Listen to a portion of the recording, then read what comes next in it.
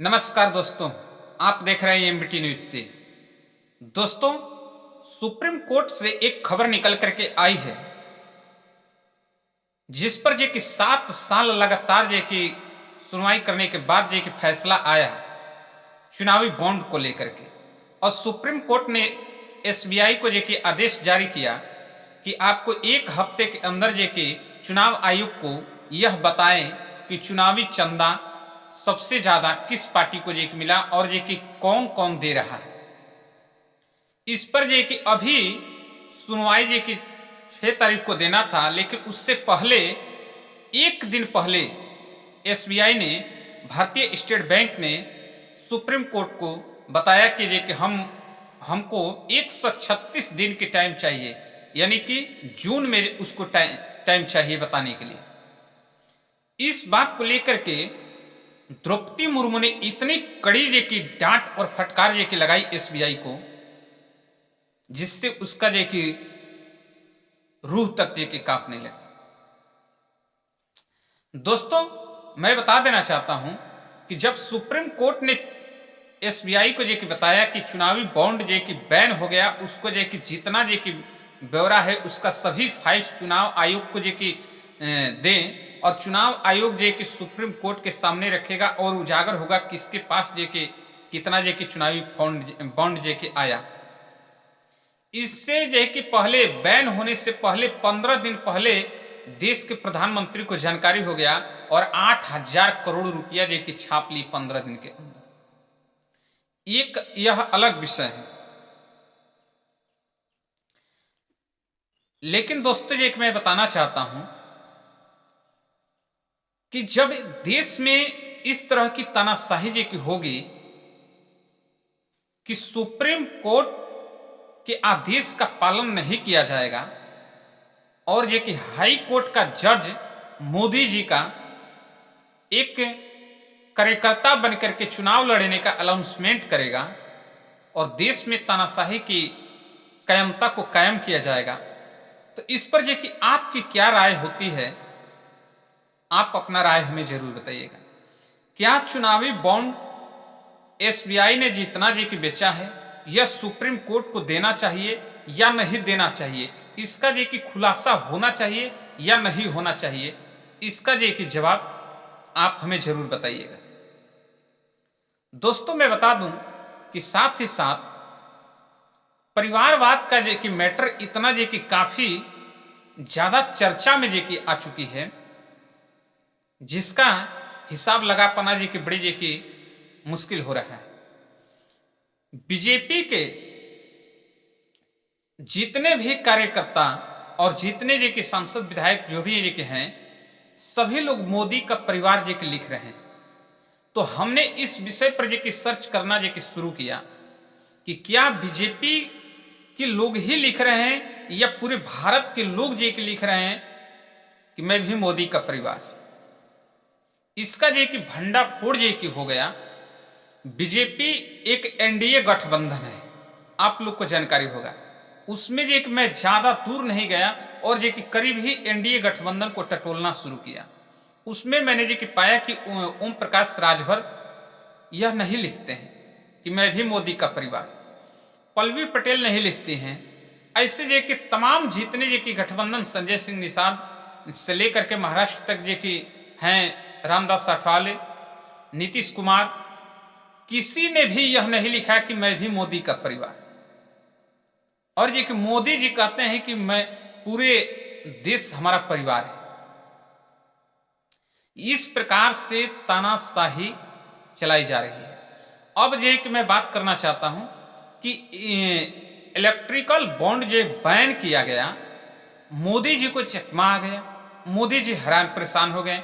उसने ये कि कहा, बीजेपी के सभी लोग ने कहा कि दोस्तों ये कि इसके लिए एक अध्यादेश लाया जाएगा और इस कानून को फिर से बहाल करा लिया जाएगा। 6 तारीख को देना था। उससे पहले जे कि सुप्रीम कोर्ट के पास जे कि एसबीआई ने पहुंचा और ये कि बोला कि मुझे जून तक 136 दिन की टाइम चाहिए। आप जे कि बताएं कि 136 दिन के बाद वह जे कि बता करके क्या करेगा, जब चुनाव जी की बीत जाएगी और सब कुछ बीतने के बाद यह व्यवस्था जी की एक ठंडे बस्ते में चला जाएगा और हो सकता है कि सरकार बनने के बाद इसे संसद में बिल को पास करा लिया जाए और फिर से इसे जो कि लागू कर दिया जाए। तो एसबीआई इस चीज से बचना चाहती है या कोई उसे ऐसा सपोर्ट कर रहा है जो कि मोदी जी को बचाव करे? क्यों ऐसा जो कि कर रहा है? क्या ऐसा करना चाहिए? इस तरीका से देश में तानाशाही जी की नहीं बढ़ रही है। मोदी जी सीना ठोकते हैं कि मैं 400 सीट जी की लाऊंगा, अच्छी बात है, लेकिन आप बताएं मोदी जी की खबर किस इलेक्ट्रॉनिक मीडिया पर नहीं दिखाई जाती? टीवी टेलीविजन पर नहीं दिखाई जाती है कि पेपर न्यूज में नहीं दिखाई जाती? मोदी जी तेलंगाना के जी के भाषण में जी के बोलते हैं कि हमारी खबर को दबाया जाता है। आप बताएं कि मोदी जी की खबर को किसने दबाया? मोदी जी का खबर क्या जी की टीवी टेलीविजन नहीं दिखा रही है? अगर टीवी टेलीविजन जी की नहीं दिखा रही है खबर, तो क्या मोदी जी इतने जी की बड़ी आवाज कैसे जी की निकाल रहे हैं कि मैं 400 सीट जी की पार करूंगा? और एक और झटका लगा मोदी जी को, मैं उस पर जो है कि मैं बात बताना चाहता हूं कि चुनाव आयोग थोड़ी सी ऊपर की व्यवस्था जो कि टाइट हुई है इस टाइम।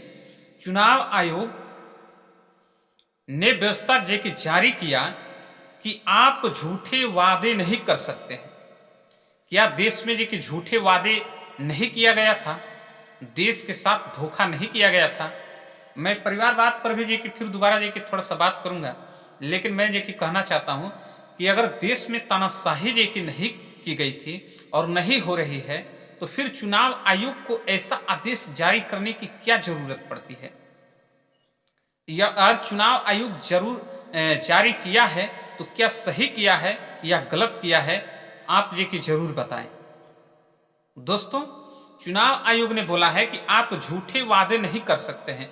15 लाख रुपया, 2 करोड़ रोजगार, ऐसा जो कि बयान आप घोषणा पत्र या अपने जुबान से जारी नहीं कर सकते हैं, अन्यथा आपकी जी की जो प्रत्याशी के रूप में जी की पर्चा दाखिल किए जाती है उसको रद्द कर दिया जाएगा। तो क्या यह सही है या गलत है? और दूसरी बात कि आप 2007 के तर्ज पर जो कि फिर से चुनाव आयोग ने इस व्यवस्था को जारी किया है कि आप राम मंदिर को नहीं भुना सकते हैं। चुनाव में राम मंदिर के नाम पर जो कि वोट नहीं मांग सकते हैं, अमीरात मंदिर का नाम पर जो कि वोट नहीं मांग सकते हैं, कृष्ण मथुरा पर जो कि वोट नहीं मांग सकते हैं। तो क्या चुनाव आयोग जी की सही किया है या गलत किया है? इसका जवाब जी के दीजिएगा। अगर ये सब चीजें छोड़ दें तो मोदी जी क्या चुनाव जीत जाएंगे? चुनाव जीत सकते हैं? इस पर आपकी क्या राय है? और दोस्तों जी कि मैं कहना चाहता हूं कि तेजस्वी यादव ने फिर दोबारा से जी की हुंकार भरते हुए यह बात जी की बोले हैं कि अगर मैं जो जिस बात को जी कि मैं आज 2 दिन से जी कि मैं बात कर रहा हूं, अब उस चीज को तेजस्वी यादव जी की दोहरा रहे हैं। शायद जे कि हमारी चैनल जे कि छोटी हो या बड़ी हो, लेकिन हमारी खबर जे कि उस जगह तक जे कि लॉजिक उसमें जे कि है उस जगह तक पहुंच रही है, ऐसा आशा जे कि लगता है। तभी फिर उस बात को जे कि दोहराई जा रही है।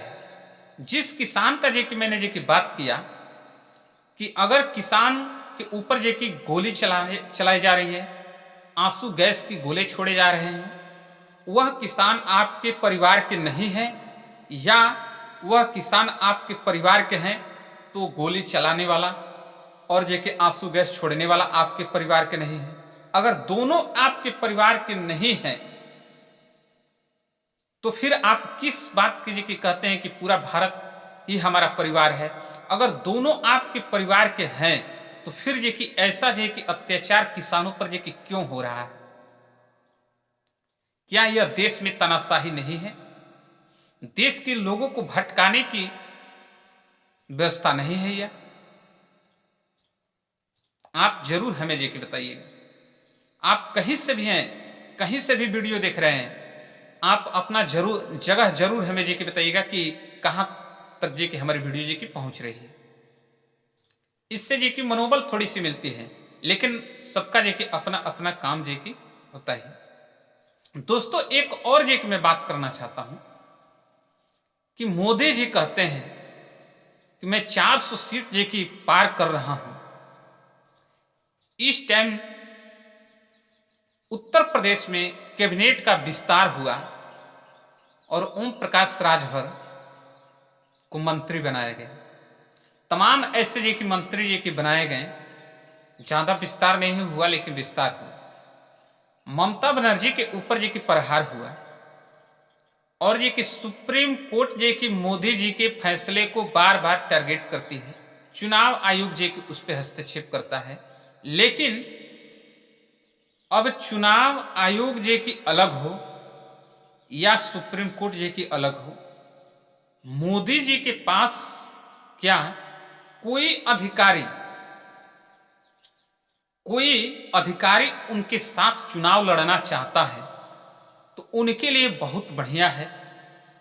अगर उनके खिलाफ में चुनाव लड़ना चाहता है तो क्या यह बुरी बात है?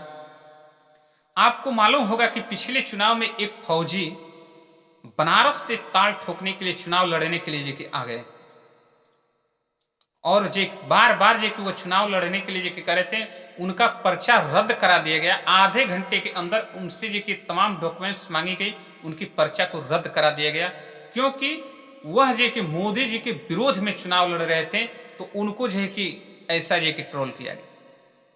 लेकिन आज जब कलकत्ता के एक जज साहब जी की इस्तीफा दे करके और मोदी जी के चुनाव सीट से जे कि चुनाव लड़ना चाहते हैं, बंगाल से ही जे कि चुनाव लड़ेंगे, कलकत्ता से ही चुनाव लड़ेंगे, और यह खबर जे कि हमारी चैनल पर जे कि कल दिखाई गई और उसके बाद तो टीवी वालों ने और जे कि तमाम जे कि चैनल वालों ने इस खबर को जे कि बखूबी तरीका से दिखाया।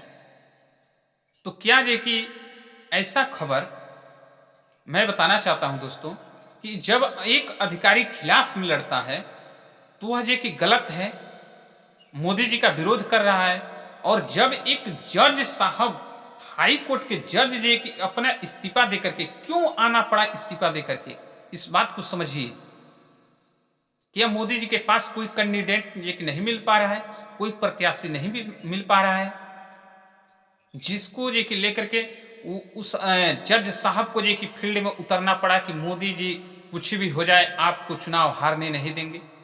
क्या उनके जजमेंट पर फैसला नहीं उठ सकती है कि जब इस टाइम जे कि वह करें कि मैं जे कि मोदी जी के लिए चुनाव लड़ूंगा, मोदी जी के साथ में जे कि सीट भी जे कि कंफर्म जे कि कर दी जा रही है। अभी हाल ही में सुबह जे कि हम टीवी टेलीविजन पर देख रहे हैं कि अभिजीत गंगोपाध्याय कलकत्ता के जज साहब, वह जे कि कलकत्ता से ही चुनाव लड़ने जा रहे हैं बीजेपी की सीट से। तो आप बताएं, क्या बीजेपी के पास कोई प्रत्याशी जी की नहीं है? और जे कि है तो क्या उनके जजमेंट पर सवाल जे कि नहीं उठ सकता है कि जब आज आपका जे कि दिल जे कि बीजेपी की तरफ पसीजा है, सही है, तो क्या आपने जो भी जजमेंट जे कि ममता बनर्जी के खिलाफ दिया है, क्या इसमें बीजेपी की हाथ नहीं होगी? बीजेपी के पक्ष में आपने फैसला नहीं सुनाया होगा? सवाल उठना चाहिए। और दोस्तों, आप ये कि हमारे चैनल को सपोर्ट जरूर करें ताकि आवाज को और आगे बढ़ाई जा सके। धन्यवाद।